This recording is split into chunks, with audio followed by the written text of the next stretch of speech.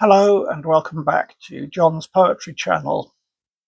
Today I'm going to read some political satire by our first poet laureate, John Dryden. This is going to be two extracts from his long poem, Absalom and Achitophel, which was written possibly at the request of King Charles II in response to something known as the Exclusion Bill crisis. Briefly, this was to do with the fact that Charles had an illegitimate son, James Scott, who was the Duke of Monmouth, and being illegitimate could not succeed to the throne. He also had a brother, James, who was the person who would automatically succeed to the throne after Charles, but was a Catholic, unlike Charles, of course, who was Protestant. There was great alarm at the prospect of a Catholic succeeding to the throne, so the Earl of Shaftesbury introduced a bill to Parliament called the Exclusion Bill, intended to exclude Charles's brother James from the right of succession. The bill was defeated twice in the House of Lords. Shaftesbury then petitioned Charles to legitimise his illegitimate son, the Duke of Monmouth. Before anything could come of this, it was found that the Duke of Monmouth was conspiring to rebel and seize the throne for himself. And Shaftesbury was widely suspected of being a great instigator of this. Shaftesbury was charged with high treason, but acquitted. 4 years later, after Charles's death, the rebellion did happen, the well-known Monmouth Rebellion, which was quashed, and Monmouth was executed. In Dryden's poem, which is about the earlier episode, the Exclusion Bill crisis, Absalom is the Duke of Monmouth, Achitophel is the Earl of Shaftesbury, and we also meet a character called Zimri, who was the Duke of Buckingham. So here are two pen portraits from Absalom and Achitophel, Dryden's poem, and both characters, I think you'll find, rather recognisable political types. So first, Achitophel. Some by their friends, more by themselves thought wise, opposed the power to which they could not rise. Some had in courts been great, and thrown from thence, like fiends were hardened in impenitence. Some by their monarch's fatal mercy grown from pardoned rebels, kinsmen to the throne, were raised in power and public office high. Strong bands, if bands ungrateful men could tie.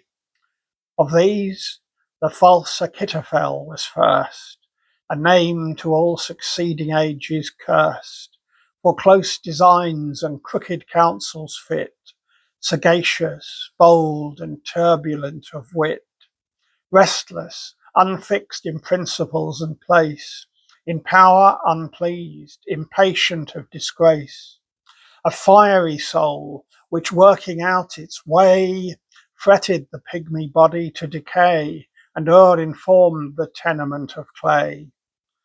A daring pilot in extremity, pleased with the danger when the waves went high, he sought the storms, but for a calm unfit, would steer too nigh the sands to boast his wit. Great wits are sure to madness near allied, and thin partitions do their bounds divide. Else why should he, with wealth and honour blest, refuse his age the needful hours of rest, punish a body which he could not please, bankrupt of life, yet prodigal of ease, and all to leave what with his toil he won to that unfeathered two-legged thing, a son, got while his soul did huddled motions try, and born a shapeless lump like anarchy. In friendship false, implacable in hate, resolved to ruin or to rule the state. To compass this, the triple bond he broke, the pillars of the public safety shook, and fitted Israel for a foreign yoke. Then, seized with fear, yet still affecting fame, usurped a patriot's all-atoning name. So easy still it proves in factious times, with public zeal to cancel private crimes. So we now move on to a rather different kind of co-conspirator. Whereas Achitophel was clever but deceitful and untrustworthy, the Duke of Buckingham, Zimri, was just a fool. And this is how Dryden portrays him. Some of their chiefs were princes of the land. In the first rank of these did Zimri stand, a man so various that he seemed to be not one but all mankind's epitome. Stiff in opinions, always in the wrong, was everything by starts and nothing long, but in the course of one revolving moon was chemist, fiddler, statesman, and buffoon. Then all for women, painting, rhyming, drinking, besides 10,000 freaks that died in thinking. Blessed madman who could every hour employ with something new to wish or to enjoy. Railing and praising were his usual themes, and both, to show his judgment, in extremes. So over-violent or over-civil that every man with him was god or devil. In squandering wealth was his peculiar art. Nothing went unrewarded but desert. Beggared by fools whom still he found too late, he had his jest, and they had his estate. He laughed himself from court, then sought relief by forming parties, but could ne'er be chief. For spite of him, the weight of business fell on Absalom and wise Achitophel. Thus, wicked but in will, of means bereft, he left not faction, but of that was left.